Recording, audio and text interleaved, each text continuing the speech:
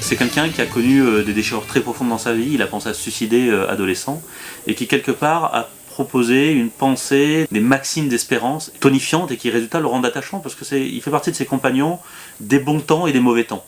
Et il y a chez Maurras en plus quelque chose de l'ordre de l'espérance que je trouve merveilleux. Lorsque Maurras apprend la mort d'Henri Lagrange, il appartenait à la jeune élite de l'Action française, fondateur du Cercle Proudhon, Maurras tape d'un poing sur la table en disant « on ne meurt pas ». Et il y a chez Maurras cet aspect-là qui me touche toujours. Sur une véritable amitié pour le personnage de Maurras, sur cet homme sourd et en même temps séducteur, très drôle. On a ce texte qui s'appelle Tragicomédie de ma surdité, où Maurras parle du fait qu'il est sourd et qui en fait est extrêmement drôle à lire. Et Maurras est cet homme qui est beaucoup plus drôle qu'on a tendance la plupart du temps à l'imaginer. Il y a toute une poésie de Maurras consacrée aux femmes, qui est tout à fait inattendue et qui est assez amusante à découvrir. Maurras est un homme qui aimait inviter ses amis pour aller manger de la poutargue. Ce Maurras-là est un Maurras beaucoup plus humain, sympathique, proche de nous au fond, que simplement le Maurras, grand écrivain des éditos d'Action française.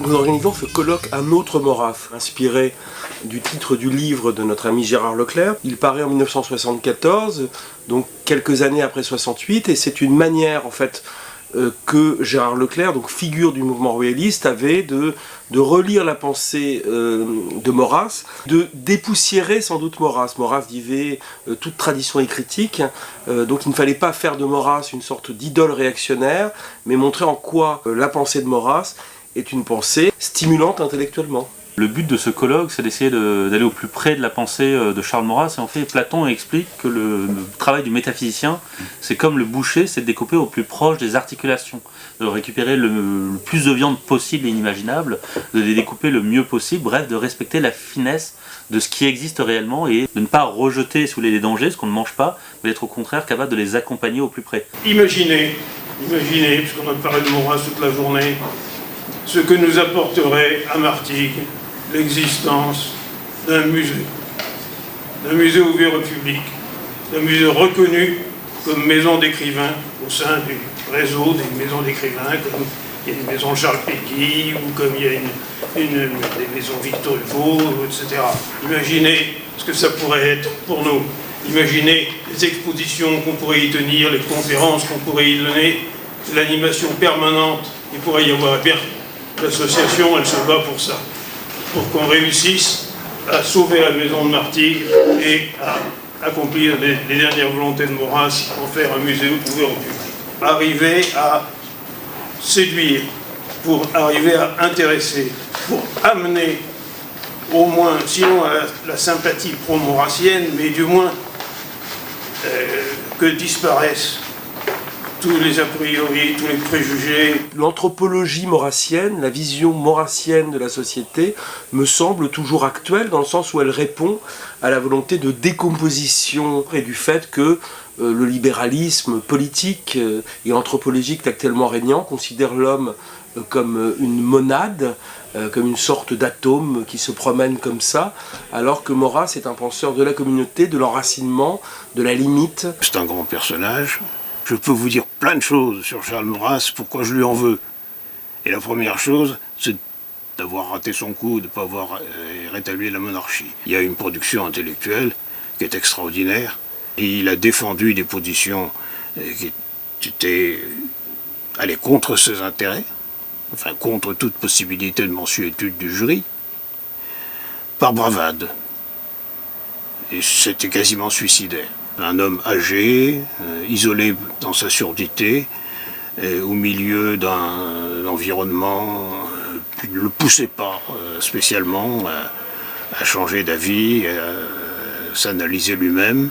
Ça l'a fortement desservi. S'il y a un reproche qu'on peut lui faire, c'est d'être resté à Lyon et de ne pas avoir rejoint l'Algérie au moment de l'occupation de la zone sud. Je ne suis pas du tout maurassien parce que je suis royaliste. Je ne refuse pas que Maurras, comme d'autres d'ailleurs, d'autres écrivains, ont pu porter un regard intelligent sur le royalisme.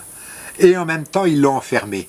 Je ne suis pas pétiniste, d'où tout mon travail pour montrer l'engagement, et ils furent nombreux, des royalistes, ceux d'Action française, mais aussi ceux qui n'ont jamais été d'Action française, dans la résistance, parce que les royalistes se sont battus pour la libération du pays.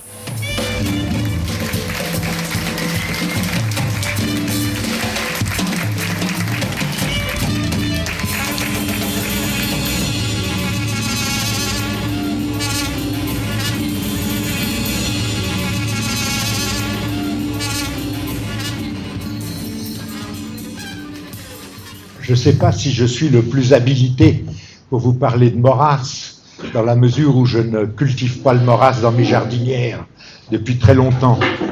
Néanmoins, j'ai quelques prétentions à pouvoir en parler, mais à vous parler plutôt d'histoire de famille. En effet, mon grand-père, Louis Gonnet, fut le premier secrétaire en 1904 de la Revue Grise, et il fut à partir de 1942 le gérant de l'Action française, et il est un des créateurs d'Aspects de la France après-guerre. Mais ce n'est pas tellement de lui dont je vais vous parler, c'est de sa fille, de sa dernière fille, Rose Isabelle Gonnet. Rose Isabelle Gonnet est une des rares personnes dont la naissance a été annoncée en une de l'Action française, en 1919. Très peu de gens, à part la famille royale, ont eu cet honneur.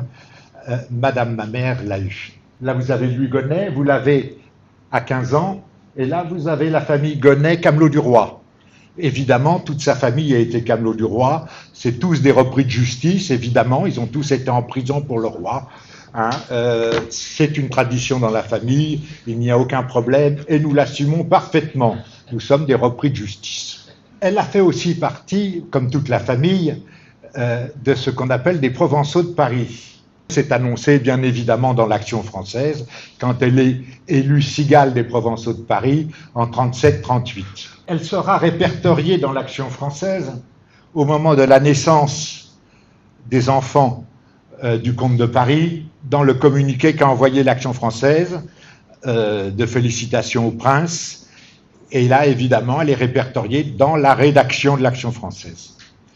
Ceci dit, pourquoi elle se retrouve dans la rédaction de l'Action française, jeune fille de 19 ans au moment de 1940? Elle va faire donc tout le voyage de la débâcle avec le comité directeur de l'Action française. Elle fait donc le voyage, elle a 20 ans, avec Charles Maurras, Léon Daudet, Maurice Pugeot, Jacques Delbecq, et avec les membres de la rédaction du mois de juin au mois d'octobre. Ce sont les éditions qu'on a appelées les éditions de la F de Limoges. À la mort du gérant, son père est nommé en 1941 gérant de l'Action française. Je vais vous lire, j'ai fait un petit choix, parce que je ne peux pas vous lire tous les textes, il y en a beaucoup, il y a plus de 50 lettres. Je vous ai noté simplement ce qui est un peu amusant. À Poitiers, le 12 juin. Donc elle est à Poitiers. Pour l'instant, tout le monde est à l'imprimerie où j'ai tapé cet après-midi l'article de Charlot. Effectivement, ma mère utilise 3 pseudos. Quand elle parle de Maurras, elle l'appelle Charlot. Quand elle parle de Maurice Pugeot, mais ça n'étonnera personne, elle l'appelle Pupu. Et il y en a une autre, qui est une des secrétaires de l'administration, qu'elle appelle la vipère. Pourquoi elle écrit? Elle ne tient pas un journal au sens d'un diariste qui écrit tous les jours. Elle a un amoureux à qui elle écrit tous les jours. Il n'y a guère que Thierry Maulnier qui soit un peu sympa. Mais qui, en bon poète, est toujours dans la lune. Elle va se retrouver au moment où l'Action française, surtout Charles Maurras, va choisir de soutenir coûte que coûte le maréchal Pétain.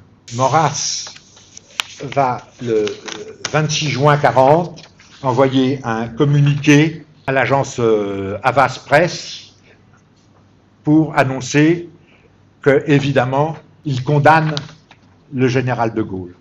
Il faut savoir qu'à partir de cette date et jusqu'à la fin, quasiment tous les jours, l'Action française va condamner le général de Gaulle. Pas seulement Maurras, Daudet, Pujol. Au moment de la débâcle, au moment où ils vont quitter Paris, les derniers aspects, c'est ils sont, je vais être gentil, ils sont gaullistes.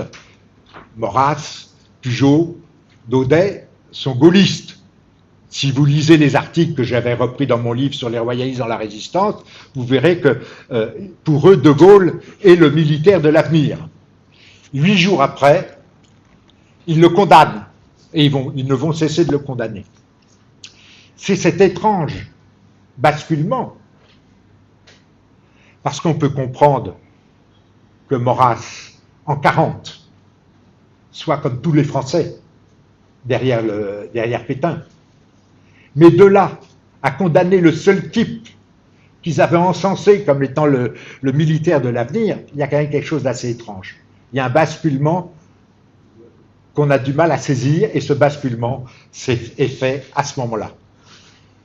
Ce n'est pas, il faut bien comprendre, en 40, ce n'est pas la divine surprise, ce n'est pas encore les lois du 9-10 juillet, ce n'est pas encore toutes ces choses-là. Ça va venir. Et là, ça va être l'emballement de Maurras, où Maurras va devenir un adorateur de l'œuvre du maréchal Pétain. Alors qu'en juin 40, c'est simplement derrière le chef. Il faut savoir que De Gaulle va être condamné début juillet à la demande de Pétain.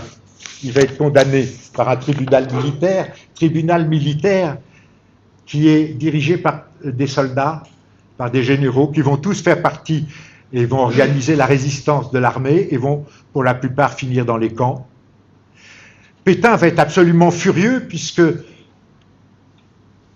De Gaulle est simplement, on dirait, presque suspendu. Donc il va demander qu'il y ait un nouveau procès.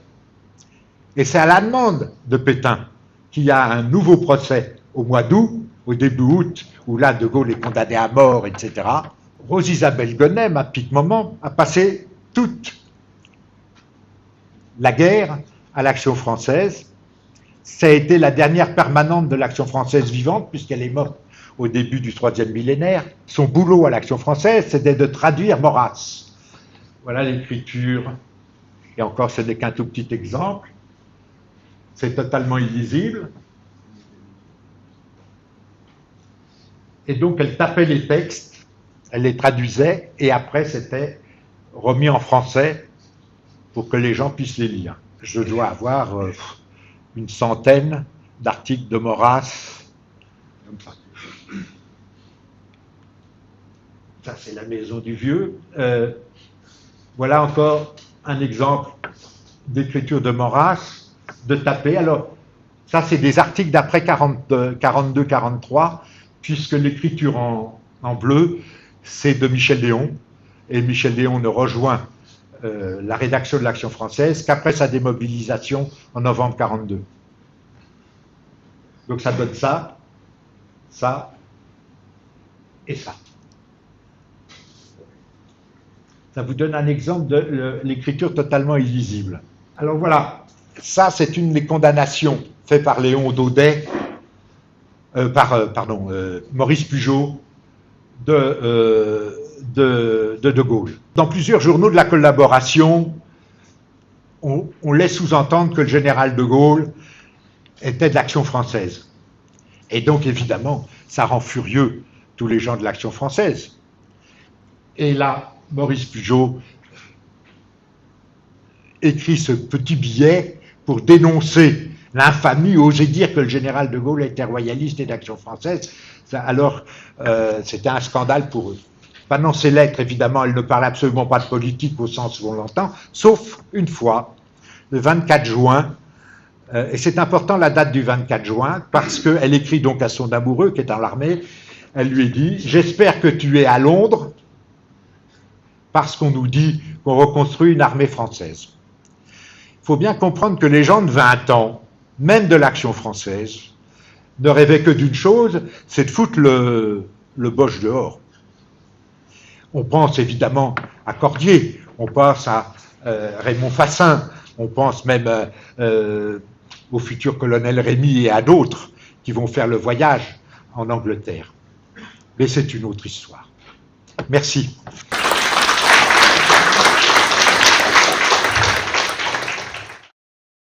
Quand on voyait Lévinas, c'était l'époque en 75-16, Lévinas c'était plus rabbin que métaphysicien. Dans son séminaire, 5-6 élèves y étaient, un juif bien sûr, de la rue Michel-Ange, un petit rabbin, et puis, comme moi, un chrétien libanais qui arrive du Liban, de l'école des pères jésuites. Et ce dialogue, je dirais même ce duel entre Pierre Boutan et Lévinas m'a énormément frappé. Tout à l'heure, j'entendais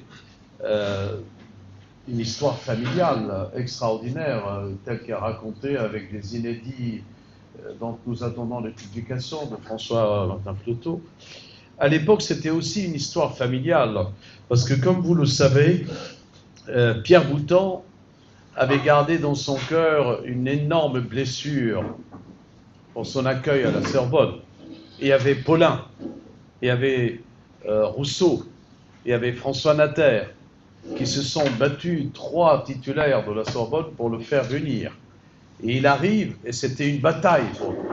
Moi qui arrivais jeune de la guerre du Liban, j'ai vu naître cette guerre, je vous dois ce témoignage parce que j'ai vu comment on l'appelait dans les couloirs de Paris 4, le rabbin éclairé qui était Lévinas, la fin de cette époque allemande de Lévinas, où Husserl, bien sûr, bien que juif, n'était pas assez rabbinique pour lui, où Heidegger, dont il connaissait bien sûr les leçons directement, puisqu'il a découvert l'existence pour jouer sur le nom de son livre, avec Heidegger et Husserl, où Lévinas voyait bien sûr la pensée allemande, qu'elle soit protestante juive avec Husserl, ou catholique, détournée par le protestantisme et le rectorat, celle de Heidegger.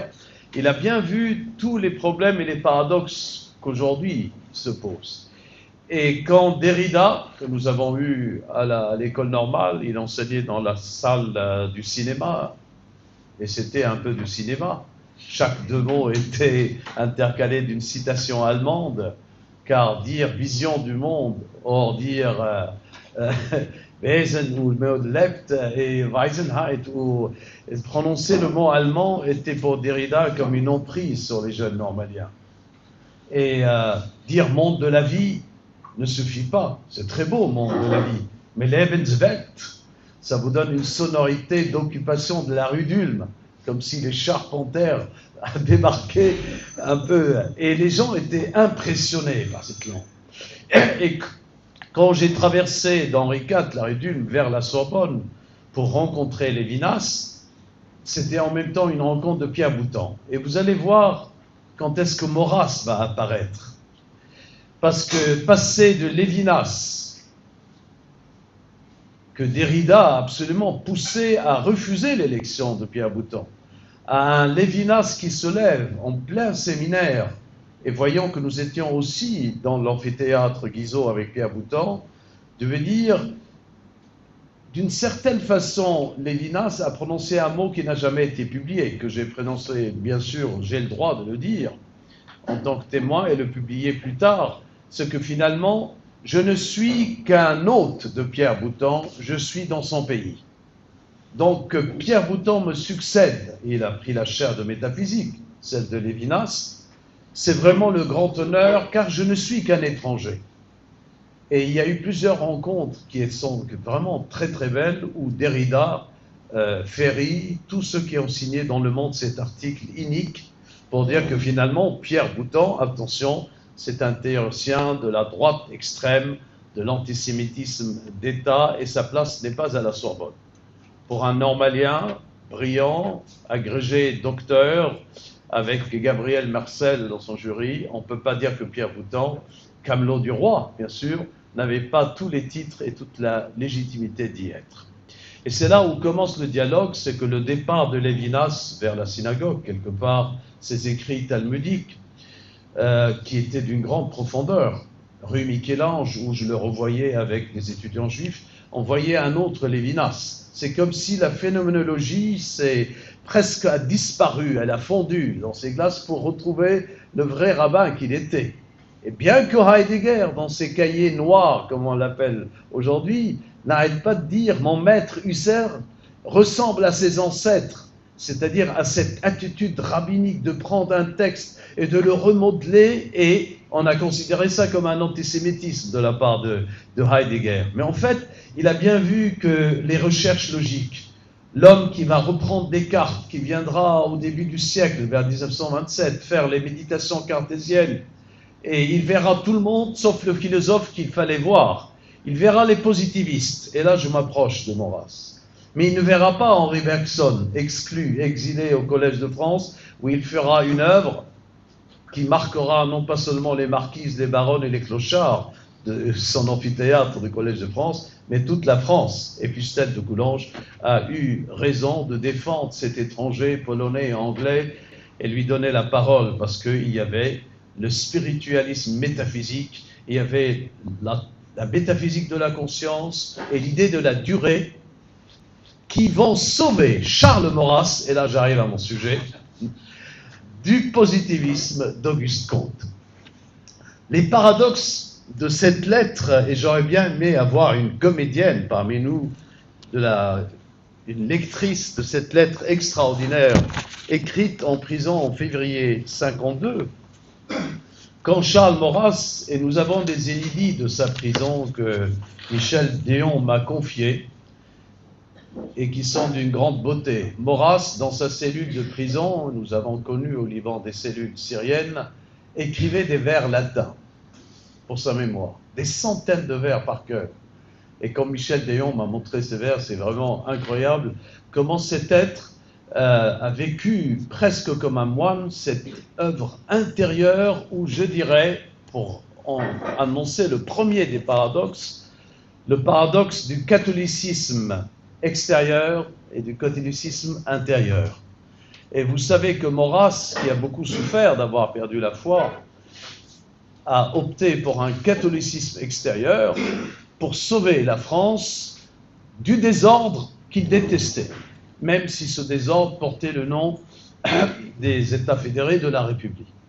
Mais quand vous regardez la manière dont le catholicisme extérieur va devenir intérieur chez lui, et on peut dire que finalement, un peu de lumière pour nos yeux, que l'accent de cette lettre écrite à Pierre Boutan, que vous connaissez tous, elle est à voir de plus près. Et elle pose le premier des grands paradoxes dans la pensée maurassienne. Disciple d'Auguste Comte, du positivisme et de cette dialectique froide qu'a laissé Auguste Comte, certes on verra, mais dans cette lettre, et je partirai de là, il y a une méditation à faire, et Gérard Leclerc, Maffisoli, tous ceux qui ont travaillé sur la philosophie de l'histoire savent très bien, même si Thibaudet reprochait à Maurras et à tous les gens de l'Action française de ne pas connaître l'histoire finalement, ou de détester tout ce qui est historique, en d'autres termes, de détester la dialectique, et d'aimer la durée qui dure et qui s'installe. D'où l'attraction de Charles Maurras, et mon Dieu qu'il a raison, et beaucoup de catholiques ne comprennent pas ce que Maurras a compris, la durée du Vatican et la stabilité du pape, juste après la réflexion du grand Joseph de Maistre sur la papauté. Voilà ce qu'il dit à ses disciples terribles qu'était Pierre Boutan, parce que Gérard Leclerc le sait très bien, il s'entendait avec tout le monde, Pierre Boutan, sauf avec les gens de l'Action française à la fin, sauf avec les siens. C'était normal, les fils, la famille est le lieu de la passion et de la douleur. Nous bâtissons l'arche nouvelle, catholique, classique, hiérarchique, humaine, où les idées ne seront plus des mots en l'air, ni les institutions des leurs inconsistants, ni les lois des brigandages, les administrations des pilleries des gabegies, où revivra ce qui mérite de revivre. En bas les républiques, en haut la royauté, et par-delà tout les espaces, la papauté. Je crois que c'est Alfred de Vigny qui a écrit pour eux « Vos autres surdités permet de contempler l'être intérieur ». Et je dirais que la fin de la dialectique de Maurras, c'est que son passage du catholicisme extérieur, le génie de Rome, au catholicisme intérieur, que celui qui l'a appelé à la fin de sa vie dans sa cellule, ces vers écrits par cœur, que Michel Déon m'a montré avant de partir, des centaines de vers par cœur, pour attendre les premiers pas entendus du Messie. Je vous remercie tous. Je suis, à vrai dire, un Candide. Bien sûr, j'ai, comme tout un chacun, les 4 tomes de l'œuvre capitale et je m'y plonge régulièrement, mais vraiment sans être, de quelque manière que ce soit, un spécialiste, mais je dis bien un Candide. Personnellement, je considère que toute œuvre authentique, et là-dessus, je ne l'oublie pas, heideggerien, c'est véritablement un chemin de pensée. Et de la même manière, je rappelle, il est important de le dire, puisque c'est quelque chose que l'on a tendance à oublier en France, c'est que la vraie pensée est toujours quelque chose qui est de l'ordre de la question. Quand Aristote, par exemple, va faire la distinction entre la philosophie et la doxa, il rappelle, et j'insiste toujours là-dessus, puisque cela me paraît important, au-delà des systèmes qui nous envahissent, qu'il faut poser bellement des questions. Le grec dit de belle manière, kalos apoierestai, dans le sens simple du terme, quasiment des apories, en se rappelant que l'aporie aporein, qui n'a pas de solution, et qui est également de surcroît ce col de haute montagne qu'il est difficile de passer. Précision, sémantique, et je vais dire quelques petits mots sur une ou deux de mes obsessions théoriques. La différence fondamentale que pour ma part j'ai établie entre réalité et réel. Et d'ailleurs, personnellement, quand j'écris le mot réel, je le mets toujours en majuscule. Une différence qui s'inscrit, quand on prend le risque de m'inviter, dans ce qui est, je dirais, mon Delenda Carthagoès. Il faut toujours rappeler que Carthage doit être détruite. En la matière, notre cerveau reptilien, si je dis ainsi, le fondement de la culture. La culture, très précisément, c'est ce qu'on suce avec le lait maternel, de la petite enfance à l'alma mater universitaire. Eh bien, ce cerveau reptilien et cette culture qui nous a constitués, même vous, j'en suis sûr, malheureusement, est imprégné par le mythe du progrès, le progressisme. L'humanité serait partie d'un point A de barbarie pour arriver à un point B de civilisation absolue. C'est bien sûr la philosophie de l'histoire avec un H de Hegel, c'est la première fois qu'on va mettre un H à histoire, c'est-à-dire encore une fois ce linéarisme, qui est un linéarisme qui ne peut pas être véritablement court-circuité, et ce qui va culminer, moi j'ai créé cette expression, ce mot qui n'est pas très heureux, mais ce qui va être le propre même de la modernité, c'est-à-dire le futurisme, demain, un peu plus tard, de diverses manières. Et on voit bien comment, dans le fond, c'est cela qui va constituer, encore une fois, cette modernité qui, de mon point de vue, je le dirais encore, est bien vieillissante, mais qui continue à occuper les esprits, de quelque manière que ce soit. Je rappelle d'ailleurs, pour mémoire, j'avais dit que je ne ferais pas de précision sur mon petit dieu chéri qui est Dionysos, mais n'oubliez pas que la figure mythique qui fut la grande figure de Karl Marx, c'était Prométhée déchaîné. Quelque chose, encore une fois, qui s'inscrivait bien dans ce devenir inéluctable des choses. Le futurisme, voilà ce qui est le principe de réalité par excellence. Deux bons auteurs, il y en a de multiples, mais je pense ici à Karl Levitt dans Histoire et Salut, ou Carl Schmitt dans Théologie politique, rappellent d'ailleurs que tout ce que furent et sont les concepts essentiels de la politique bien, ne sont dans le fond que des sécularisations de concepts théologiques en la matière du messianisme, bien évidemment. Voilà ce qu'est, encore une fois, je dis bien, ce cerveau reptilien, le mythe du progrès.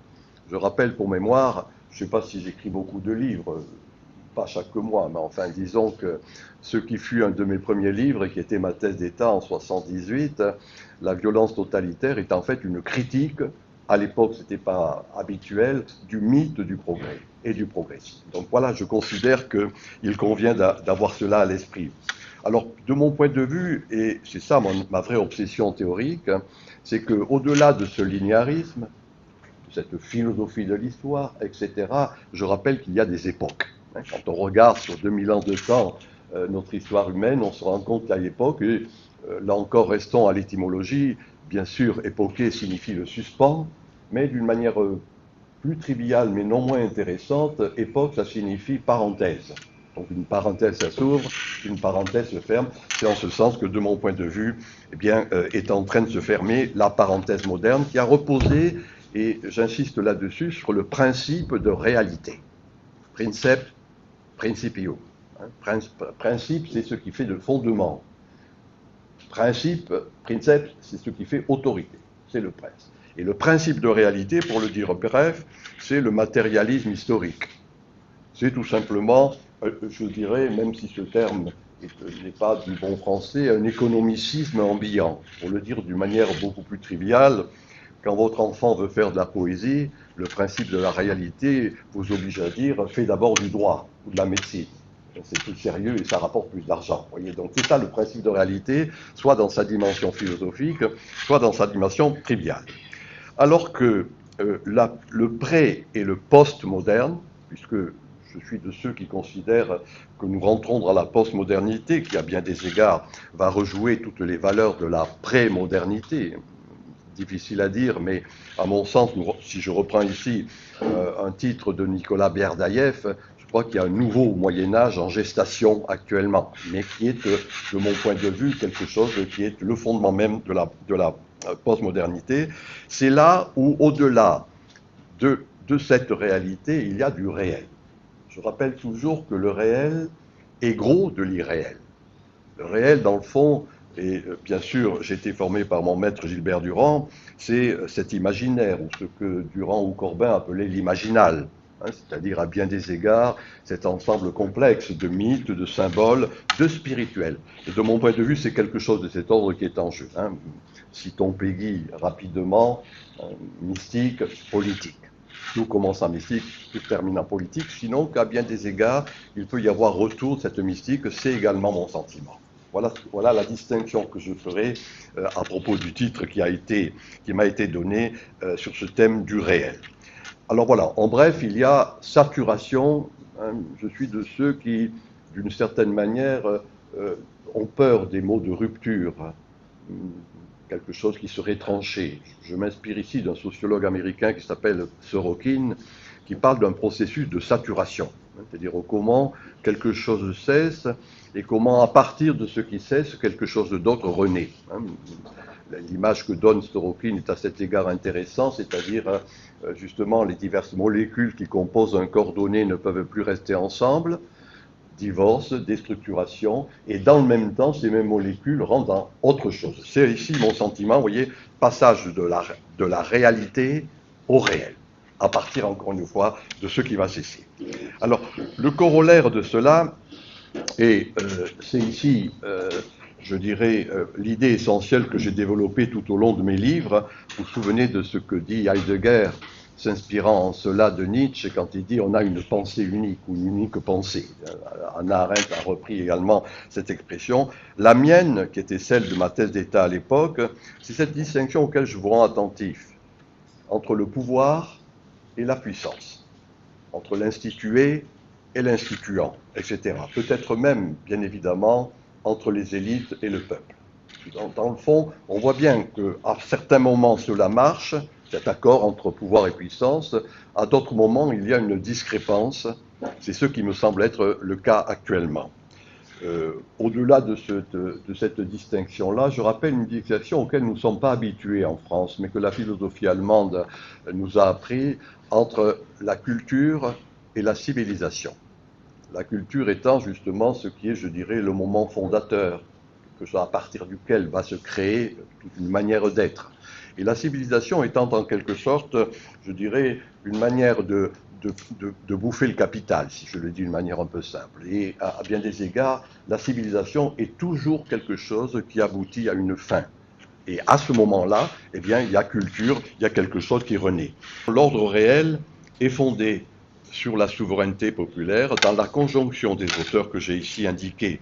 Et c'est cet ordre réel qui n'est pas reconnu, et quand cet ordre réel n'est pas reconnu, à ce moment-là, l'ordre légal devient de plus en plus abstrait.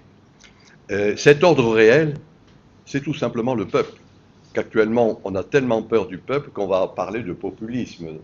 De manière générale, peut-être ces mots qui puent, comme vous le rappeliez de Nietzsche, et que le journalisme emploie à tire-larigot.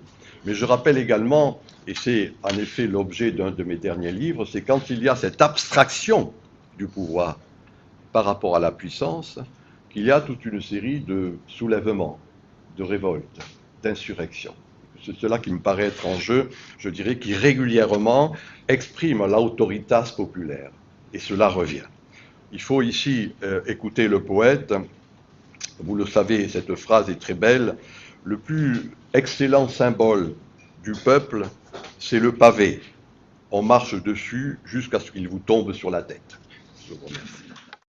C'est dans un contexte tout à fait nouveau que je me pose la question de Maurras. Est-ce que cet écrivain dont j'ai reçu l'héritage, etc., qu'est-ce qu'il faut en retenir aujourd'hui? Et donc pourquoi ce titre d'un autre Maurras? Pourquoi cette altérité? Parce qu'on pourrait dire Maurras c'est un bloc. Oui, un autre Maurras parce que je voulais un peu dégager Maurras de... C'est affreux de dire ça, mais d'une grande part de son histoire.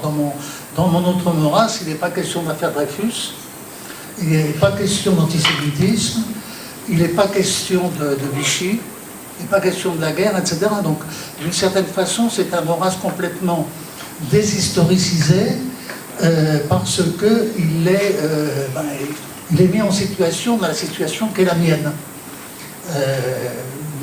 Et notamment, une situation qui est, comment dirais-je, d'un certain gauchisme, c'est vrai. On a été accusé à l'époque de maurassisme, le mot est un peu idiot, mais il y avait quelque chose de vrai dans la mesure où on était, comme nous reprochait à l'époque le professeur Louis Junier, nous étions un peu fascinés par le phénomène gauchiste. Alors j'aimerais citer quand même, cher Gérard, une phrase que j'ai retrouvée de Jacques Prévota qui parle d'un autre Maurras dans un de ses livres sur l'Action française. Il dit à propos d'un autre Maurras, Maurras, dans le livre de Gérard Leclerc, il devient 68 tard, moins positiviste et rationaliste que nature, moins classique que romantique, mais révolutionnaire positif, prophète d'un nouvel art politique, bref, un humaniste, un nationaliste convaincu que l'homme ne peut s'épanouir qu'au sein de nations proches et protectrices. Un recours pour le citoyen d'aujourd'hui. Oui, c'est vrai. C'est vrai. Et d'ailleurs, je relisais un peu certains textes ces temps-ci. Bon, il se trouve que vous-même, vous êtes payé pour le savoir, il y a un renouveau aujourd'hui d'attention à l'égard de Sorel, de Georges Sorel. Or, moi, ce qui me frappait à cette période aussi de notre, comment dirais-je, notre complicité entre guillemets avec le gauchisme, c'était le retour d'une certaine jeunesse d'Action française au moment de la fondation du Cercle Proudhon, le fait que Sorel se soit rapproché, comme l'a dit très bien d'ailleurs Jacques Julliard, de l'AF à deux moments. Bon, tout ce qui s'est passé autour du cercle avec Édouard Berthe, etc. Évidemment, cette période m'intéressait beaucoup, et parce qu'il y avait un rapprochement, comme l'AF à l'époque s'était rapprochée du syndicalisme révolutionnaire, nous avons une certaine complicité avec le gauchisme. On connaît la phrase de Thierry Monnier dans les années 30, la crise est dans l'homme. Est-ce qu'au fond, la limite de Maurras, ou la limite que vous trouvez à Maurras, c'est de s'être occupé beaucoup des institutions, de la question monarchique, et de justifier l'institution royale, l'institution monarchique, et au fond de s'être peu occupé de la société et des évolutions de la société. D'avoir été au fond un homme qui au XXe siècle, qui a été un siècle de grande rupture, n'a pas vu les choses changer. On est resté à une pensée politique classique qui est riche, et j'espère que le colloque le montrera. Et n'est-ce pas là la limite que vous avez trouvée à Maurras? C'est une question, je sais, complexe. Une question complexe. D'abord, Maurras a quand même eu la volonté et le mérite de, comment dirais-je, de sortir le royalisme, je dirais, de son sentimentalisme, pour en faire une pensée moderne. Et là-dessus, il a ramené à la rescousse Auguste Comte. Donc, il a modernisé considérablement le royalisme.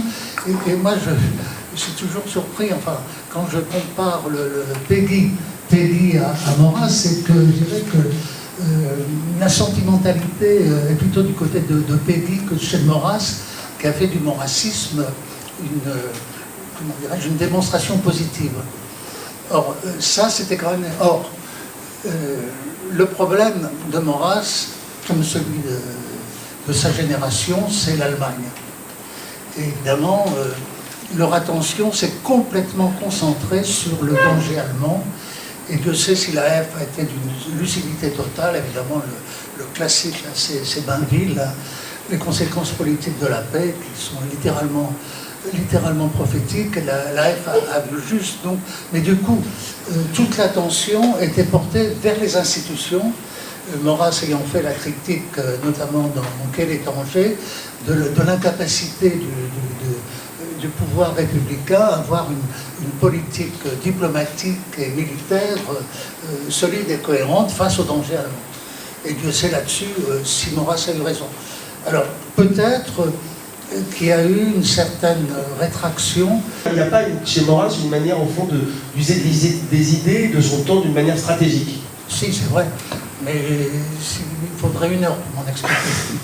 Mais en gros, quand même, moi je suis persuadé que le Play, dans la formation intellectuelle de Maurras, est aussi important que Comte.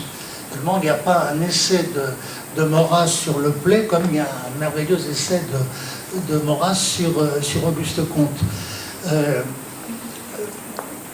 Quand on me dit que quand même votre Maurras est positiviste, etc., son goût pour Auguste Comte, mais je rappelle toujours une chose, c'est qu'il y avait quand même une grande lectrice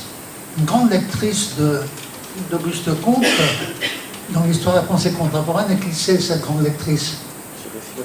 Simone Weil, oui. C'est ce que m'expliquait Gustave Thibon, ce qui m'étonnait beaucoup. En disant oui, mais bon, évidemment, Simone Weil avait pris le goût d'Auguste Comte chez Alain, dont elle avait été l'élève. Bon, et alors, le positivisme de Comte, comment dirais-je, je définirais chez Maurras par la volonté, comment dirais-je, d'avoir une certaine vue des sciences humaines, quoi. La perspective des sciences humaines, seulement avec d'énormes bémols qui sont déjà indiqués dans le petit essai sur Auguste Comte. Quels sont ces bémols? D'abord, Maurras n'a jamais cru comment dirais-je, aux trois âges, la théorie des trois âges qui est fondamentale chez Auguste Comte, passage de l'âge religieux à l'âge métaphysique et à l'âge religieux. Maurras n'y a jamais cru. Deuxièmement, Maurras n'a jamais cru à la religion d'humanité. Troisièmement, Maurras n'a jamais cru à une morale positiviste. Là-dessus, en disant la morale positiviste n'a jamais été faite. Et d'ailleurs, si on doit parler en termes de morale, en fait, il faut retourner en fait au christianisme, au catholicisme, dit-il. Parce que, en fait, la seule, comment dirais-je, la seule exigence morale a été parfaitement définie chez saint Thomas et les autres. Et par ailleurs, on pourrait voir avec une certaine malice que l'itinéraire de Maurras, en fait, a consisté un peu à tuer Auguste Comte. Pourquoi? Parce que, précisément, à la religion positiviste, Maurras n'a cessé d'opposer le bienfait du catholicisme. À mon sens, dans une apologétique d'une force, je trouve, extraordinaire. Et moi, une apologétique qui m'a beaucoup aidé en pleine crise de l'Église. notamment dans les années post-conciliaires où vraiment l'Église était en crise, et Maurras insistait sur l'importance de cette institution et qu'il fallait tenir à toute force à cette institution. Alors évidemment, la grande opposition qu'on a fait à cette apologétique maurassienne en disant c'est pour Maurras, comment dirais-je, c'est une religion sans le Christ. D'abord, c'est beaucoup plus compliqué que ça, parce que tout à l'heure, je crois Antoine a fait allusion à la préface du chemin de paradis, où évidemment Maurras parle, il y a cette formule très controversée des 4 juifs obscurs. Il ne faut pas obliger que chez Maurras, il y a le balancier entre les 4 juifs obscurs et le Christ de Dante, le divin Jupiter qui fut pour nous crucifié. À l'époque, il n'a pas fait, c'est le moins qu'on puisse dire, fait preuve d'un grand philosémitisme, et où il évoque, où il change un peu ses idées, notamment sur le judaïsme, et notamment sur l'Ancien Testament. Et alors ça, c'est intéressant, je pense que c'est bien, parce que ça va dans le sens absolument, oui. Vous parlez de ce texte. Là, il y a un truc très important, c'est qu'en fait, Maurras avait répudié son anti-judaïsme religieux. C'est ce qu'on n'a pas assez remarqué. Le premier qui m'a mis sur la trace, c'est Pierre Bouton. Parce que dans une des annexes de son Maurras, il y a un texte de la guerre où Maurras cite très longuement un texte paru dans les cahiers du cercle officiel de Coulanges d'un docteur Schemmler, je crois, qui était d'ailleurs un médecin protestant. Et ce texte concernait les prophètes de l'Ancien Testament. Et le Schemmler montrait que le prophétisme de l'Ancien Testament n'a rien à voir avec un anarchisme politique, au contraire. Et Maurras cite à pleine page le texte de Schemmler en disant « je suis complètement d'accord ». Et alors, moi, je me suis dit, est-ce que cette attitude de Maurras date simplement de la guerre? Je me suis aperçu que non. Par un autre texte de Maurras de la guerre, une polémique avec un historien démocrate, Guillemin, oui. Guillemin qui l'avait accusé d'anti-théisme, etc. Et Maurras explique qu'il est complètement revenu sur son anti-judaïsme. D'ailleurs, quand il a réédité son fameux texte sur Rousseau, Jean-Jacques Rousseau après la guerre, Rousseau a été dans la première version qualifié de prophète biblique, et dans la seconde version, Rousseau est qualifié de faux prophète. Et il y a tout un... Alors Maurras en explique dans un long article de l'Action française, il explique effectivement qu'il faut très bien distinguer le faux prophétisme du vrai prophétisme. Et du vrai prophétisme, ce n'est pas un prophétisme anarchiste, révolutionnaire, mais c'est quand même une certaine exigence de justice qui est parfaitement illustrée dans la Bible. Je prends cette phrase de Gustave Thibon qui dit qu'un bon disciple doit être un disciple divergent. En quoi vous divergez avec Maurras aujourd'hui? En quoi sa lecture, évidemment, vous nourrit toujours votre réflexion, mais vous divergez avec Maurras, je crois, notamment sur la question si chère, si importante pour Boutan, qu'il évoque dans Reprendre le pouvoir, du consentement. Pierre Boutan, dans son livre Reprendre le pouvoir, fait une théorie de la légitimité où il accorde une large place au consentement. La dialectique de la légitimité, c'est celle de l'autorité face au consentement, ce qui aboutit à la légitimité. Effectivement, cette notion de consentement, on la trouve probablement peu chez Maurras.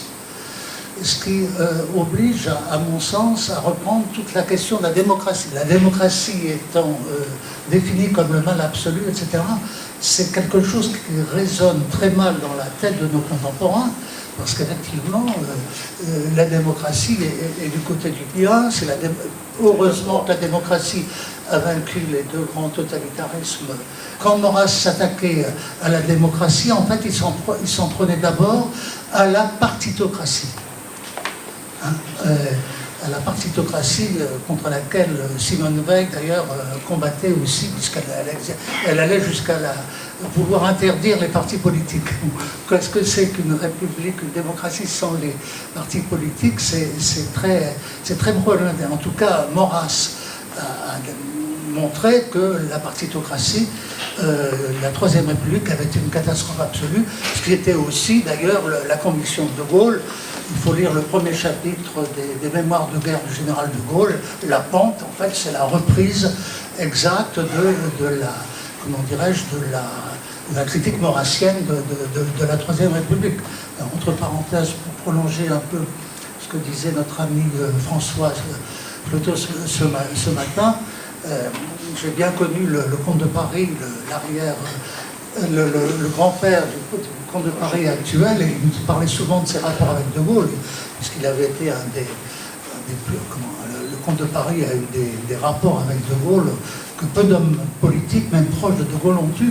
Et le comte de Paris disait, mais pour moi, De Gaulle était le type même de l'officier maurassien. D'ailleurs, à propos de Gaulle, il y a une phrase d'une lettre de Drieux à Malraux, enfin d'un échange de Drieux et Malraux, Drieux disant à Malraux, mais pourquoi tu ne rejoins pas le général, ça devrait te plaire, etc. Et Malraux aurait répondu, mais qu'est-ce que tu veux que j'aille rejoindre? Je ne vais pas rejoindre un officier maurassien. Malraux qui avait quand même passé Maurras dans sa jeunesse.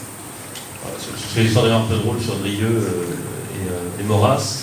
Parmi les envois de Cocteau à Drieux, il y en a un qui dit bah dis donc, Drieux, tu me fais la tête, on ne te voit plus qu'au soir de Maurras. Ce qui est assez passionnant avec Charles Maurras, les Serbes le qualifient de grand professeur de civisme. C'est que ça a été effectivement un enseignant de qu'est-ce que c'est que l'investissement dans la cité, et plus encore d'une certaine forme d'espérance politique. Et au fond, n'y a-t-il pas un écart assez étonnant entre Peggy, qui nous parle de la petite fille espérance, mais qui a d'énormes difficultés à vivre au quotidien, et Maurras, qui au contraire a porté jusqu'à un certain moment dans l'absurde cet impératif d'espérance, en qualifiant d'ailleurs tous les sports de sottise absolue. Oui. Non, c'est vrai qu'il y a une formidable leçon d'énergie chez Maurras. Mais je voudrais quand même ajouter, en terminant, que moi, le maurassisme que j'ai vécu, c'est quand même le maurassisme à travers Pierre Debray et Pierre Boutan. Et donc, c'est avec des ouvertures quand même nouvelles, un développement quand même, comment dirais-je, au-delà de Maurras. L'homme est un animal, quand je dis l'homme, c'est l'homme et la femme. Je ne suis pas une féministe canadienne. L'homme est un animal qui tente de sortir de lui-même, de sortir de sa condition, parce qu'il a un esprit, une conscience, une imagination, etc. Et comme il a en plus une conscience morale qui lui fait imaginer meilleur qu'il n'a, forcément, eh bien, il court sans cesse à quelque chose qu'on peut appeler l'émancipation, et naturellement, avec plus ou moins d'ardeur, selon les cultures. Pour le conservateur, la question est, que faut-il et que peut-on conserver? Depuis la Première Guerre mondiale, le monde est devenu fragile et flottant, car tout change en permanence. On ne peut plus compter, alors c'est ce que disait Zweig un peu avant la guerre de 14, on ne peut plus compter ni sur la stabilité des fortunes, ça c'est vrai, ni sur la stabilité des établissements, ô combien, ni sur la stabilité des mœurs, alors là oui, ils ont toujours existé les non contemporains. Déjà chez Ovide, souvenez-vous que le pauvre Ovide était plein de douleur quand il pensait au temps passé, et ces non-contemporains, il les appelait les ruminatores. Vous voyez tout de suite ce que ça signifie. Des gens qui ruminent. Ce sont des gens qui sont en désaccord avec leur monde et qui ne s'y sentent pas bien. La préférence pour la monarchie chez Maurras n'est pas une affaire de dynastie ou de régime, je crois. C'est la conviction que l'autorité politique est un type d'autorité paternelle. Autrement dit, c'est le choix de prendre parti pour Platon contre Aristote. Il faut se souvenir que Platon vivait à l'époque des désastres démocratiques et qu'il cherchait un autre type de pouvoir. Aristote, son élève, commence sa grande Politica, son texte sur la politique, par une critique de Platon. Une société politique, dit-il, n'est pas du tout une grande famille. Il y a entre les deux, entre une société politique et une famille, une différence de nature. Dans Mes idées politiques, page 298 de la première édition, au commencement de la royauté nationale, par-delà le phénomène de protection et de patronage, il faut placer d'abord un fait aussi complet, aussi primordial, aussi digne de vénération et d'admiration que possible, le fait de force, qui est aussi un fait d'amour, le fait de nature, qui est aussi un acte de volonté, la paternité. Les rois de France ont été les pères de la patrie. Maurras est confiant dans la nature, donc, et il voudrait que les œuvres de l'homme soient calquées sur la loi naturelle. La monarchie, c'est le régime naturel, puisqu'il apparaît tout seul à l'aube des temps, ce qui est vrai, et puisqu'il ressemble à la famille, qui est la communauté naturelle. On peut dire la seule communauté vraiment naturelle. Il est instinctif. Il est donc la politique naturelle. La question de savoir si la société civile est une famille relève de la question de l'égalité des citoyens. Le conservateur est quelqu'un qui pense qu'on ne peut pas revenir en arrière, même si on le voulait. Par ailleurs, il pense que les changements, en plus, ne sont pas forcément mauvais. Le conservatisme, c'est le souci de découvrir les limites de nos actions et de nos engagements, des limites qui sont posées par l'éthique, et aussi par la simple condition humaine et par la réalité de notre monde. C'est celui qui croit que la réalité n'est pas un nuage. Le conservateur est celui qui croit au monde, qui veut le monde et qui cherche à le protéger. Hier, 9 juin, c'était l'anniversaire de l'élection ou de l'entrée de Charles Maurras à l'Académie française, en 1938. La critique du romantisme n'est pas une innovation maurrassienne. Déjà adversaire résolu des poètes parnassiens et symbolistes, Maurras reprend à son compte les critiques de ses prédécesseurs ou de ses contemporains, mais il les radicalise en donnant à ce qui n'était jusque-là qu'une querelle littéraire une dimension politique et militante. Il est par ailleurs très proche de Pierre Lasserre, qui fut le premier critique littéraire de l'Action française et qui s'employa dès 1902 à donner de lui le visage de la Renaissance classique. La position de Maurras dans ce domaine s'exprime d'abord dans de nombreux articles, mais aussi dans des livres comme 3 idées politiques en 1898, Antinéa en 1901, Les amants de Venise en 1902, L'avenir de l'intelligence en 1905, Athènes antique en 1918, Romantisme et révolution en 1922, le romantisme féminin en 1926, un débat sur le romantisme en 1928. Vous voyez par cette simple énumération que c'est une préoccupation constante chez Maurras. C'est sans doute dans son approche psychologique du romantisme, telle qu'elle se donne à lire dans son essai sur George Sand et Alfred de Musset, où il soutient la thèse de la perversion de l'amour par la sentimentalité, avec des formules comme « l'amour de l'amour tue l'amour » ou bien « pour bien aimer, il ne faut pas aimer l'amour », que Maurras, souvent brutal dans sa dénonciation du romantisme, fait preuve, au contraire, de la plus grande finesse. Avec ce livre, comme l'a écrit Pierre Mouton, Maurras ne prenait pas pour objet une erreur littéraire, ni une déviation politique, mais exactement une erreur de l'âme, une division ou une décomposition de l'esprit. Pour Maurras, comme pour bien d'autres avant lui, le romantisme, c'est en effet d'abord la religion du sentiment subjectif et même du sentiment tout court. En donnant à ce dernier une place hypertrophiée, le romantisme amène la sensibilité à usurper une fonction à laquelle elle est étrangère. Il entraîne la prise de contrôle de l'esprit par la sensibilité. On retrouve ici la définition classique du romantisme comme simple conjonction de l'individualisme, du subjectivisme et d'une vague religiosité de la nature. Maurras ajoute que le romantisme trahit par là son caractère féminin, allant jusqu'à soutenir qu'un homme qui adhère au romantisme change de sexe en quelque sorte. Remarque prémonitoire. Il n'est jamais question aujourd'hui que de sentiments, écrit-il dans sa préface au Chemin de paradis. Les femmes si brisées et humiliées par nos mœurs se sont vengées en nous communiquant leur nature. Tout s'est efféminé, depuis l'esprit jusqu'à l'amour, tout s'est amolli. Quand il s'en prend au romantisme féminin, Maurras sait très bien ce que peut contenir de redondance pareil syntagme. Si le romantisme est déjà féminin en son essence, le romantisme féminin en est nécessairement une sorte de concentré. Cette approche psychologisante du romantisme conduit vite à une approche clinique où le romantisme est d'emblée posé comme une pathologie. En fin de compte, les romantiques ne sont que des malades à la sensibilité égotique exacerbée. C'est en cela que Rousseau représente à lui seul le romantisme intégral, comme le disait Pierre Lasserre. Rien dans le romantisme qui ne soit de Rousseau, rien dans Rousseau qui ne soit romantique.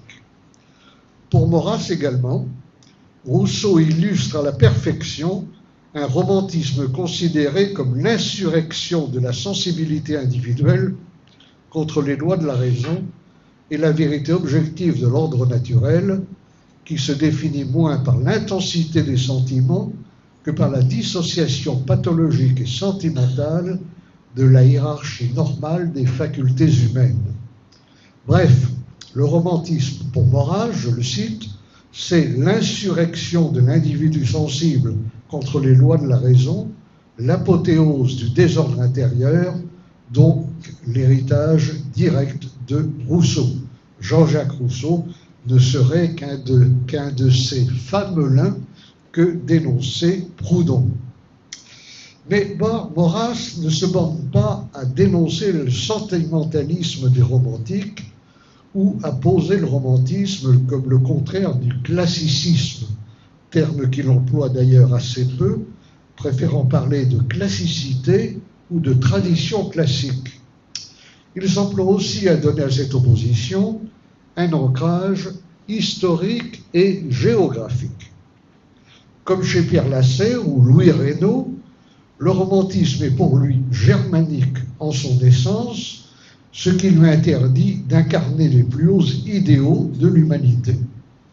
Si les romantiques sont étrangers à l'esprit français ou à la tradition française, comme il le dit, c'est qu'ils ont fait leur des valeurs barbares venues de l'autre côté du Rhin. Ce sont, dit-il, de mauvais Français. Maurras, on le sait, en tient pour la filiation des 3 R, réforme, romantisme, révolution. Ces 3 mouvements, à ses yeux, n'en font qu'un. Au cours de ce siècle, écrit-il, la démocratie d'une part, le protestantisme libéral de l'autre et le romantisme du troisième côté dégradèrent les 3 caractères fondamentaux de la civilisation en Europe, l'esprit classique, le sentiment catholique et la monarchie. Ici, il faut bien le dire, Maurras ne fait pas dans le détail l'opposition entre romantique et anti-romantique, n'a jamais atteint en Allemagne le degré d'intensité qu'elle a pu avoir en France, et que le schéma linéaire d'une Allemagne romantique totalement opposée à une Allemagne classique est lui aussi erroné. La même absence de sens des nuances se constate quand il assimile le romantisme à la Révolution. Ceux des romantiques allemands qui avaient d'abord été favorables ou séduits par la Révolution française s'en sont en fait rapidement détournés. C'est le cas par exemple de Büchner, de Hölderlin, de Heinrich von Kleist ou du jeune Schlegel. Quant à l'influence de Rousseau, elle n'a pas du tout été celle que décrit Maurras. Ce que Rousseau a le plus influencé en Allemagne, ce n'est pas du tout une pensée révolutionnaire, entre guillemets, ou héritière des Lumières, mais au contraire, une pensée qui a trouvé chez lui des motifs de s'opposer aux philosophes des Lumières. Le romantisme en Allemagne s'est en fait mis le plus souvent au service du nationalisme ou du conservatisme, en même temps qu'il s'est affirmé de façon fort peu féminine comme un formidable réservoir d'énergie. L'expression est de Dominique Wenner. Pour Maurras, le sentiment exalté par le romantisme dérive inéluctablement vers l'individualisme. Or, en Allemagne, le trait dominant du romantisme politique n'est pas l'individualisme, mais au contraire l'organicisme. Ce dont les romantiques font le plus grand cas, c'est de l'âme collective, de l'esprit du peuple, le fameux Volksgeist. Avec Friedrich Schlegel, Novalis, Franz von Baader ou Zacharias Werner, avec le cercle théologique constitué au début du XIXe siècle autour de Clemens Maria Hofbauer, de Joseph Goeres et de Karl von Vogelsang, chez ce qu'on appelle les jeunes conservateurs, les Jung Conservative, le grand partisan du romantisme est le Viennois Ottmar Spann, qui publie en 1921 un livre intitulé Die wahre Stadt, c'est-à-dire l'État vrai. Le premier livre de lui qui a été traduit et publié en France à l'initiative de l'un de ses amis, Pierre Lynn, qui était traducteur de l'allemand et par ailleurs banquier, et de Jacques Maritain, avec lequel il était à ce moment-là en relation. Maritain dirigeait une collection aux éditions Valois et a fait paraître ce livre de Schmitt dans une traduction, il faut bien le dire d'ailleurs, assez médiocre. Et le livre n'a pas eu beaucoup d'audience. Alors, que dit Schmitt dans son livre sur et contre le romantisme? Pour développer son argumentation, Schmitt rompt avec l'approche conservatrice du romantisme pour se situer dans la filiation de Hegel. Il s'inspire par ailleurs ouvertement d'auteurs français, notamment des auteurs contre-révolutionnaires, à propos desquels il écrit « Il voyait dans le romantisme la conséquence de cette dissolution inaugurée par la Réforme qui mène au XVIIIe siècle à la Révolution française et que parachève au XIXe siècle le romantisme et l'anarchie. Telle est l'origine, poursuit-il, du monstre à trois têtes, réforme, révolution, romantisme. » L'allusion à Maurras est très claire, ce qui ne doit pas étonner. À une époque où les rapports franco-allemands sont pourtant plus que détestables, et où le nationalisme français et le nationalisme allemand ne se définissent guère que par la négation l'un de l'autre, Schmitt n'a pas seulement lu Bonald et Joseph de Maistre, mais aussi Charles Maurras, Pierre Lasserre et Ernest Seyer. Il semble même s'être abonné à l'Action française, dont il est un lecteur régulier. Schmitt part de l'idée qu'il est vain de définir le romantisme par son objet ou son contenu, qui est par trop protéiforme, et qu'il faut plutôt s'intéresser au sujet romantique lui-même, c'est-à-dire à sa relation spécifique au monde. Prenons l'exemple d'Adam Müller et de Friedrich Schlegel, il affirme que le romantisme s'enracine dans une exaltation inconsidérée du moi. Tout individualisme est romantique dans son essence, dit-il, comme Maurras est tout à fait le contraire de Spann. Dans une subjectivité sans borne, héritée de la philosophie rousseauiste de la nature et de la notion de moi chez Fichte, qui pousse à substituer au monde fini des réalités concrètes le monde infini des possibilités abstraites. D'où les rêveries esthétisantes des romantiques sur un Moyen-Âge idéalisé, qui n'est, dit-il, qu'une belle fantaisie poétique. Romantisme égale individualisme, moi, etc. Mais l'analyse de Schmitt s'avance aussi sur un autre terrain qui n'est pas celui de Maurras. C'est l'idée que le romantisme est impolitique, pour reprendre une expression de Julien Freud. Il ne comprend pas ce qu'est la politique, il s'enthousiasme en suivant ses sentiments dans une occasion ou une autre. Alors, Carl Schmitt résume son analyse dans cette définition canonique du romantisme comme occasionnalisme subjectivé. Formule un peu compliquée, qu'est-ce que ça veut dire? La définition de l'attitude romantique, écrit-il, se détermine le plus clairement par le concept assez particulier de l'occasio. L'occasio nie le changement de causa, c'est-à-dire la soumission à une causalité objective et calculable, et par extension, la soumission à une norme. C'est un concept dissolvant, car l'occasionnel est incompatible avec tout ce qui donne conséquence et ordre à la vie et au devenir. J'ai donc proposé, conclut-il, la formule suivante: le romantisme est un occasionnalisme subjectivé, ce qui signifie que dans le romantisme, le sujet romantique traite le monde comme un prétexte ou une occasion de sa production romantique. Alors, je l'indiquais à l'instant, on voit tout de suite que la critique de Schmitt rejoint sur un certain nombre de points celle de Maurras. Tel est le cas lorsqu'il affirme que le romantisme est essentiellement un subjectivisme et qu'il existe un lien direct entre romantisme et libéralisme. Sur d'autres points, en revanche, les positions de Schmitt diffèrent profondément de celles de Maurras. D'abord, on le sait, le catholique rhénan n'est en aucune façon monarchiste. D'autre part, il ne considère nullement libéralisme et démocratie comme des synonymes, mais au contraire comme des doctrines fondamentalement opposées, ce en quoi d'ailleurs il se rapproche ici de Rousseau. Contrairement à Maurras, Schmitt n'associe pas non plus sa critique du romantisme à une valorisation de l'idéal classique et moins encore à une défense du rationalisme.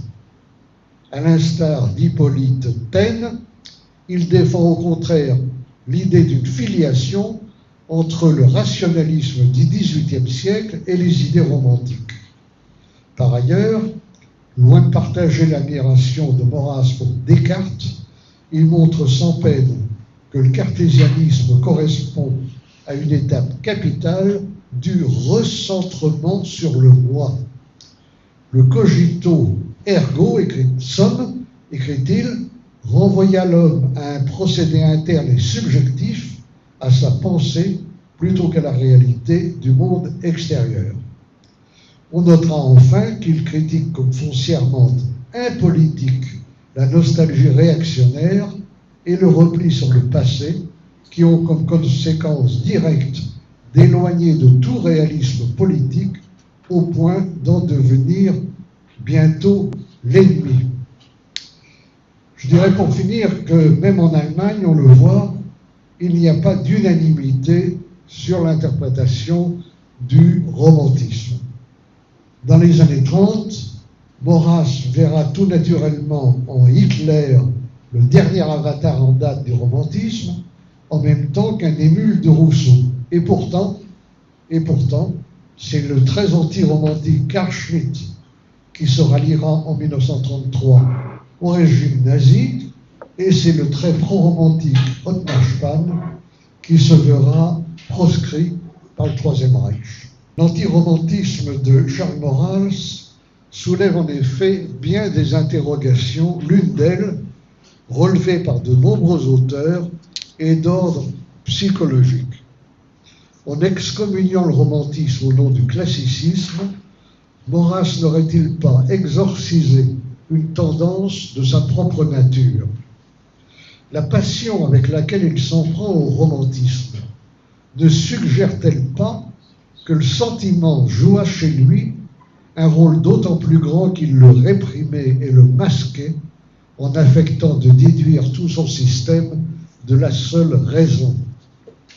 Albert Thibaudet, qui regrettait que Maurras soit entré en politique au lieu de rester le grand critique littéraire qu'il fut à ses débuts, et qui n'a pas hésité à avoir en lui un individualiste retourné, a été l'un des premiers à soutenir cette thèse en s'appuyant sur les premiers écrits du chef de l'Action française, notamment les contes philosophiques recueillis en 1895 dans le Chemin de Paradis, parmi lesquels La Bonne Mort, où il faisait l'éloge du suicide, et sur des dilections littéraires de jeunesse, Lamartine, Hugo, Baudelaire, Verlaine, Nerval, qu'il s'appliqua ensuite à abjurer. Maurras, dit Thibaudet, était alors d'un riche tempérament qui semblait prédisposé au règne de l'anarchie et de la passion. Et comme toute réaction est gouvernée par l'action contre laquelle elle réagit et sans laquelle elle ne serait pas, il concluait au romantisme de M. Maurras. C'est dans le même esprit que Julien Benda a pu voir dans la pensée de Maurras un romantisme de la raison. Antinéa, l'avenir de l'intelligence, écrivait-il, c'est l'amour de l'esprit classique pris pour matière d'exaltation romantique. Tout contre-romantisme est encore un romantisme, y compris le contre-romantisme de l'Action française. Cette interprétation, qui a été avancée par de nombreux auteurs, j'en ai seulement cité quelques-uns, contient certainement, à mon sens, du moins une part de vérité. Le fait est que la virulence dont Maurras a fait preuve à l'encontre du romantisme paraît elle-même souvent d'une facture fort peu classique. Maurras, au demeurant, n'a jamais nié qu'il connut dans son adolescence une crise de baudelarisme effréné, disait-il, qui semble confirmer que sa réaction au romantisme trouve son origine dans un élan romantique initial, mais bien entendu, la psychologie n'explique pas tout. Je vous remercie. La poésie a été essentielle dans toute la vie de Maurras. S'il a pu écrire dans sa préface au recueil La musique intérieure que l'Action française lui avait permis de circonscrire la marge étroite abandonnée à la diversion du poème. Donc c'est vrai que par moments il parle lui-même de la poésie comme étant une espèce de diversion, une activité moins sérieuse à laquelle il ne faudrait pas trop se consacrer, dans laquelle il ne faudrait pas trop se perdre. Il faut néanmoins rappeler que ça l'a poursuivi toute sa vie, que biographiquement du moins on peut vraiment dire poétique d'abord, puisque ses premiers centres d'intérêt, ses premiers émois furent littéraires et en particulier poétiques. On sait que Maurras, quand il était jeune, adolescent, s'est passionné pour Alfred de Musset, pour la poésie provençale, en particulier Frédéric Mistral, et puis pour les grands classiques, les grands anciens comme Homère, Virgile ou Lucrèce. La poésie, son amour de la poésie, a en bonne partie déterminé son engagement politique. Et en un sens, c'est par amour de la poésie que Maurras est devenu le grand théoricien politique que l'on connaît, et c'est en un sens grâce à la poésie qu'il est devenu monarchiste. Ce qui est à l'origine de l'engagement de Maurras, c'est la défense justement des particularités régionales contre la République centralisatrice, jacobine, qui veut tout uniformiser. Et dès 1892, alors que Maurras n'est pas encore devenu le grand royaliste et meneur d'action française que l'on connaît, quand il rédige la déclaration des faits libres fédéralistes, toute sa pensée politique est déjà plus qu'en germe, puisqu'il y réclame la liberté des communes, il demande que l'on délivre de leur cage départementale les âmes des provinces. Politique d'abord, il l'a toujours dit et répété, ça veut dire que la politique vient dans l'ordre pratique en premier. C'est le moyen nécessaire pour arriver à aboutir à la fin qui est la nôtre.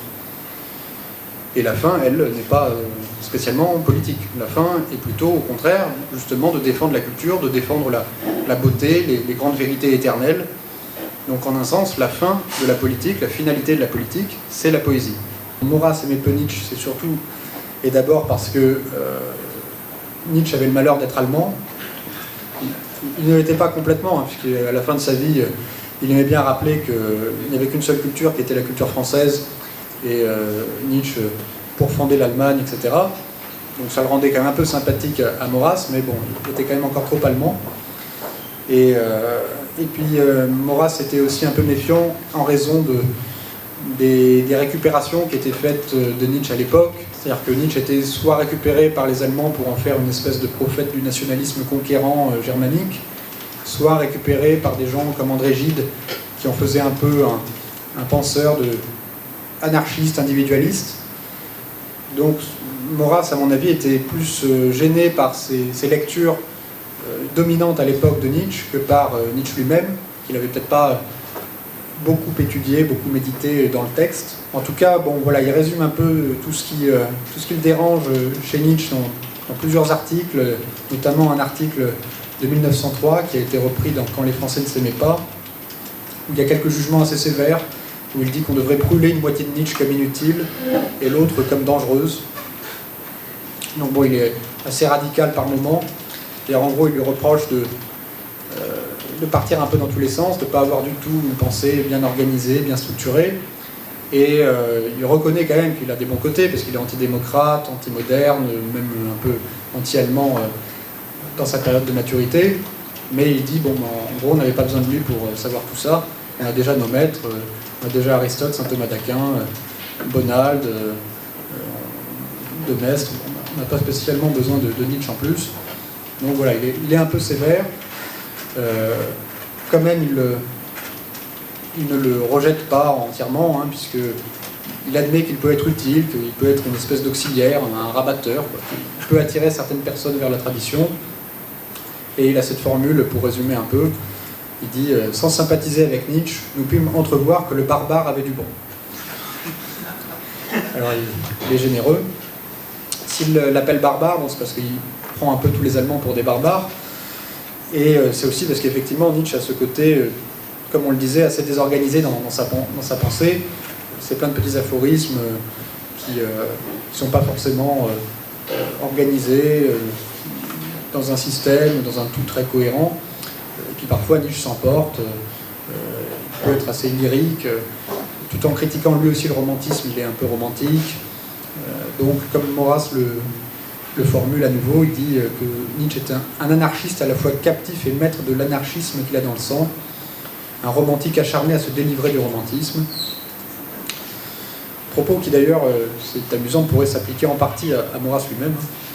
Donc les deux ne se sont évidemment pas rencontrés, et Maurras se méfiait de Nietzsche, mais ils se ressemblent plus que Maurras ne voulait bien l'admettre. Mais voilà, ce qu'il lui reproche quand même à Nietzsche, c'est d'avoir été un peu trop irrationnel, un peu trop anarchiste. Et comme Maurras le dit encore une fois, cette fois dans sa préface au Chemin de Paradis, Nietzsche a fini par devenir fou, alors que lui, Maurras, a tenté les triomphes de la raison. Il faut unir l'apollinien et le dionysiaque, la passion et la raison. Et de ce point de vue-là, Maurras serait plutôt d'accord, parce que quand il critique le romantisme, il ne critique pas le sentiment en soi ou la passion en soi, mais il dénonce l'excès de passion, l'apologie démesurée de la passion déstructurée, qui n'est pas organisée, qui n'est pas ordonnée, mais ce n'est pas la passion en elle-même qu'il critique. Et donc finalement, il pourrait tout à fait se retrouver dans cette idée nietzschéenne d'une nécessaire alliance, d'une nécessaire union de l'apollinien et du dionysiaque. Une porte de gloire, rien ne me manque, et je n'ai pas son fil. Comment croire, Seigneur, pour une âme que traîne son obscur appétit des lumières du jour? Seigneur, endormez-la dans votre paix certaine, entre les bras de l'espérance et de l'amour. Merci. L'agonie de Cosmopolis, un livre dont je connais un petit peu la question de l'utopie et la dystopie, je n'avais jamais entendu parler. Et donc je me suis rué dessus, et non seulement je me suis régalé en le lisant, et j'espère que peut-être on aura la possibilité de le rééditer, mais en plus j'ai trouvé des choses extrêmement intéressantes sur Maurras, sur les catholiques à l'époque de la crise entre l'Action française et le Vatican, sur les jésuites, sur plein de choses tout à fait passionnantes qui se trouvent dans ce livre. Je vais parler de ce livre-là sous cet angle particulier qui est, au fond, qu'il s'agit d'une dystopie jésuite et anti-maurassienne. Catholique, sociale, patriote, nataliste et colonialiste, mais surtout farouchement anticommuniste, anti-plutocratique et anti-musulmane, l'agonie de Cosmopolis correspond donc parfaitement au genre dystopique. Une dystopie de droite, dirions-nous. Mais avec quelque chose en plus, qui fait son originalité, sa bizarrerie, tout en l'inscrivant dans le grand débat qui anime alors les catholiques de France. Ce quelque chose, c'est, de plus que tout ça, c'est son anti-maurassisme, aussi radical que paradoxal. Donc deux parties, anti-maurassisme radical, anti-maurassisme paradoxal. La bizarrerie, disions-nous à l'instant, car que vient faire Maurras en cette galère? Dans ce roman qui décrit la prise de pouvoir sanglante par une alliance d'agitateurs communistes, de politiciens véreux, de pétroleux anarchistes, de travailleurs immigrés et d'intellectuels juifs. C'est tout simple.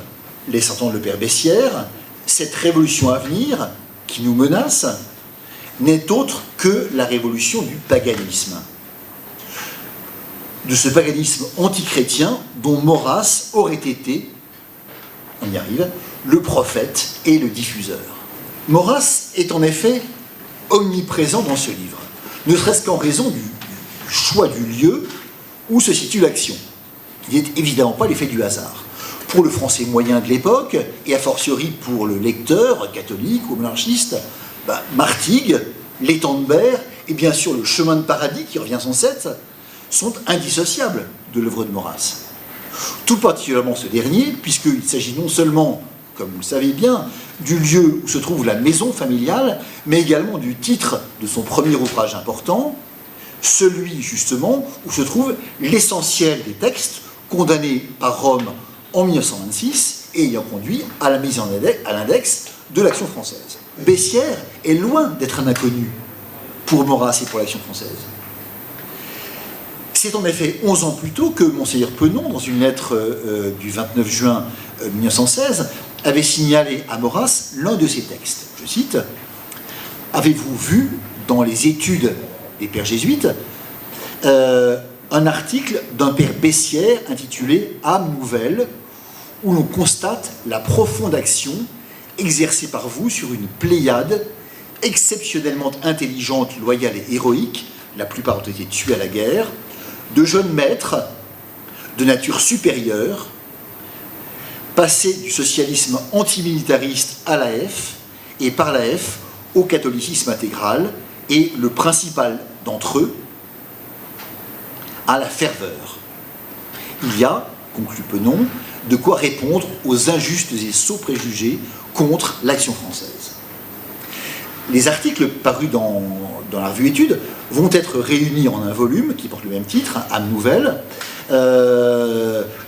Cet ouvrage, préfacé par l'académicien maurassien René Bazin, primé par l'Académie française en 1921, est de très loin l'ouvrage le plus connu du père Bessières.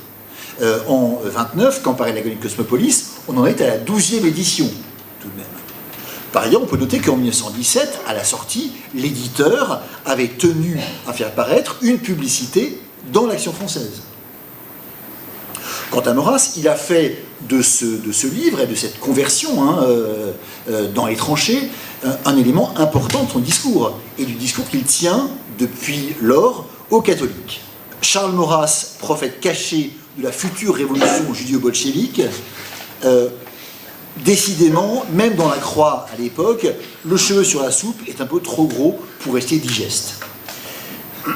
Si le texte de la nouvelle édition du roman en 1933 ne prend pas la peine de retirer le cheveu en question, l'avertissement de Bessières qui le précède ne fait plus aucune mention de l'auteur du Chemin de paradis. Il se contente de rappeler les menaces, la Russie, le Mexique esclavagiste, leurs orgies sanguinaires, et d'insister sur la source unique de cette apostasie des masses, de ce retour à la barbarie, de ce triomphe de l'égoïsme, le culte de Mammon, qui a heureusement suppléé la lecture de Charles Maurras. Bessières se réconcilia-t-il une douzaine d'années plus tard avec Maurras, lorsque, sous la double égide de Pie XII et du maréchal Pétain, il publia dans un recueil collectif un article intitulé « Plaidoyer pour la terre » et un autre qui s'intitule « Qu'attendent nos femmes chrétiennes ?» pour faire des gosses. Là, l'histoire ne le dit pas. Le curieux roman du père Bessières, écrit José Vincent dans l'article de La Croix de 1930, est un roman à idées. Je ne dis pas un roman à thèse, genre faux, que les plus belles intentions ne peuvent guère arriver à rendre supportable. Mais peut-être est-ce ainsi qu'il a été perçu. Ce qui expliquerait pourquoi, je cite toujours José Vincent, seule la presse catholique et encore a signalé le livre. Nombre de journaux dits d'information littéraire, en revanche, n'en ont pas pipé mot. Dans l'avertissement qu'il rédige pour une nouvelle édition en 1933, Bessières évoque, quant à lui, les colères intéressées suscitées par son roman, auxquelles on fit expier les plus cruelles vérités de l'encyclique, et qui, dit-il, a connu l'index laïque, chacun son tour. Et de fait, jusqu'à aujourd'hui, pendant près d'un siècle, cette dystopie catholique est demeurée quasiment inconnue, ce qui est regrettable parce que je vous ai raconté, mais aussi parce que, pour le reste, on peut considérer qu'il s'agit d'un des grands textes du genre, et que par conséquent, il serait opportun de le rééditer et ensuite de le lire. Je vous remercie.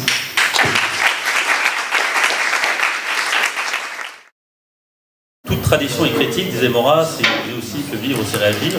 Cependant, il s'agit d'avoir toujours des vivants pour porter la tradition et pour avoir un regard critique. Et donc, on pourrait imaginer et continuer à faire un petit peu cette sorte de faux conservatisme dont parlait Nathan Pinkowski tout à l'heure, et de dire on pourrait faire un maurassisme pour les vieux, un maurassisme pour les retraités, un maurassisme de presque mort. Sauf que ce n'est pas vraiment ce que nous a appris à faire Charles Maurras, et que de manière globale, nous aimons bien fréquenter des gens d'âges divers et variés, comme nous montre la diversité des âges dans cette salle. On ne naît pas maurassien, on le devient. Comment, à certains égards, vous avez pu devenir un peu maurassien? Ma révélation en fait de Maurras, je pourrais la mettre en parallèle avec une espèce, un phénomène comme on peut avoir par exemple avec la découverte de l'œuvre de Wagner. Je me souviens, c'est une lettre de Baudelaire que Baudelaire avait écrit à Wagner en lui écrivant et en lui disant que la découverte de sa musique avait été une véritable révélation. Pour le coup, moi c'est vrai que la découverte de certains textes de Maurras ont été pour moi, j'ai pas été non plus jusqu'au bout à m'engager au sein de l'Action française et à devenir royaliste, mais c'est vrai que c'est par le cheminement et la lecture de plusieurs des textes de Maurras que j'ai fait de la pensée de Maurras, donc un de mes maîtres. Quel texte en particulier? Alors le premier, ça a été Antinéa. Alors là, on est plutôt dans le côté esthétique, c'est plutôt, le côté classique, le côté moderne contre antique, ce genre de choses. Donc là, ça a été la première expérience. La deuxième, ça a été au niveau de la géopolitique, en fait. Ça a été la découverte et la lecture du livre de Kiel et Tanger. Donc là, et en plus, ce qui m'a en plus le plus touché, c'est que moi, j'avais aussi une certaine filiation gaulliste. Et j'ai reconnu en fait certains présupposés qu'il y avait déjà dans la pensée de Maurras qu'on avait pu retrouver ensuite dans la politique gaullienne. Et enfin, le troisième texte, c'est bien évidemment la politique naturelle. Donc là, c'est vrai que ça a été aussi pareil, un certain, pas bouleversement, mais une certaine remise en cause de mes considérations anthropologiques que je pouvais avoir. Donc là, c'est vraiment le côté retour avec la cellule de base au niveau de la famille, ce genre de choses. Et c'est vrai que Maurras, pour moi, a été sur ces plusieurs points, donc le côté esthétique, le côté anthropologique et le côté géopolitique, une révélation et une remise en cause de mes doctrines de base. Le pinacle, entre guillemets, de cette association qu'on a pu avoir entre un certain royalisme et un certain syndicalisme révolutionnaire à l'époque, c'est le Cercle Proudhon en 1911, en 1913. Alors même si, ce qui est assez drôle, c'est que Sorel comme Maurras vont garder une certaine distance critique. C'est plutôt Georges Valois, Henri Lagrange, qui mourra au combat, qui était quelqu'un vraiment d'assez exceptionnel. Pour vous, il y a une intersectionnalité entre le Cercle Proudhon. Moi, j'aimerais qu'il y ait un cercle Proudhon nouveau, sous de nouvelles formes qui se recréent. En fait, moi, je suis plutôt sur la thèse de Fabrice Boutillon. Je ne sais pas si vous voyez qui c'est. C'est un historien qui a fait une thèse assez intéressante qui montrait très bien qu'à partir de l'affaire Dreyfus, on a donc tous les mouvements socialistes, anarchistes, syndicalistes qui vont être, rattrapés par la gauche. Donc aujourd'hui, on fallait entre guillemets faire un espèce de bloc de gauche, entre guillemets, je mets des guillemets, contre justement la force de réaction qui était représentée à l'époque justement par Maurras.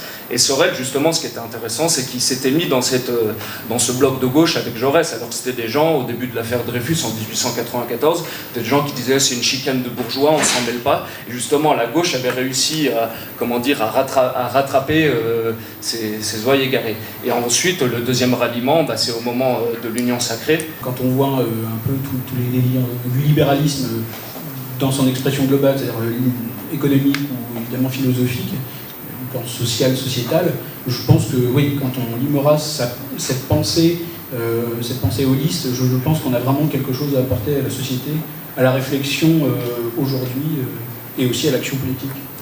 Merci.